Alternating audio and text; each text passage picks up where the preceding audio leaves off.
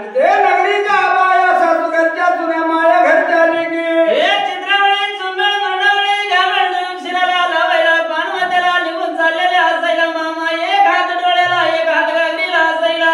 कारण त्या नगरीच्या राजाचा एक जीव जात होता एक जीव येत होता संकट पटवत या नगरीला आणि राजा मयाळू असायला त्या वेळेला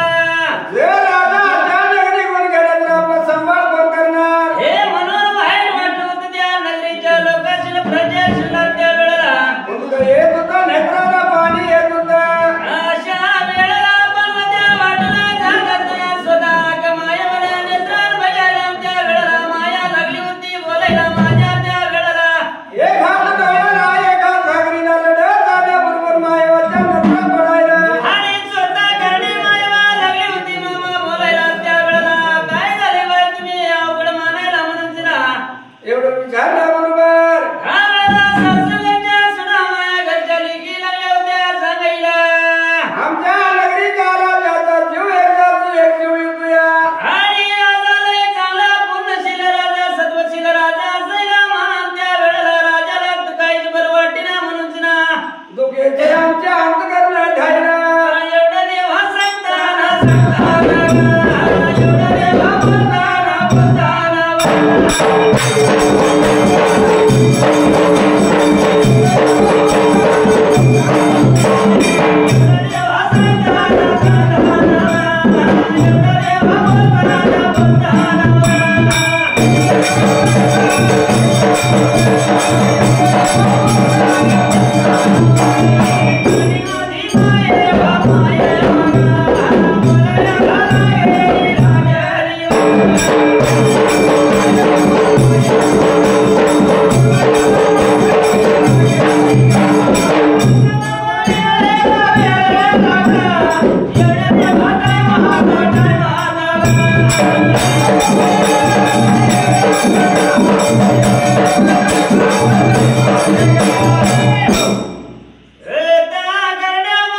सांगितल्याबरोबर करण्या मायवाना विचार केला म्हणाला त्या वेळेला मामा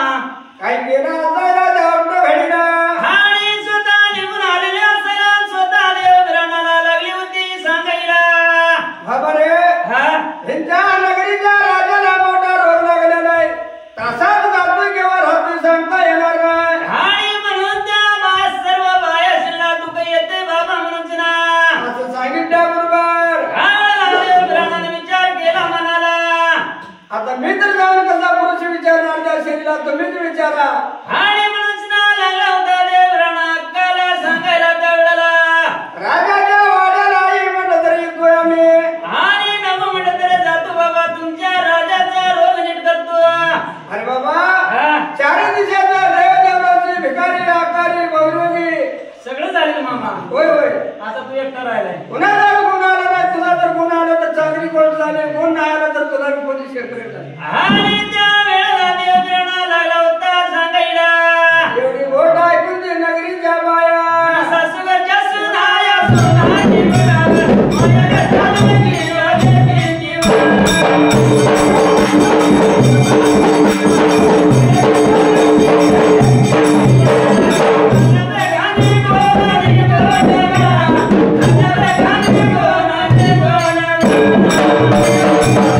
Thank you.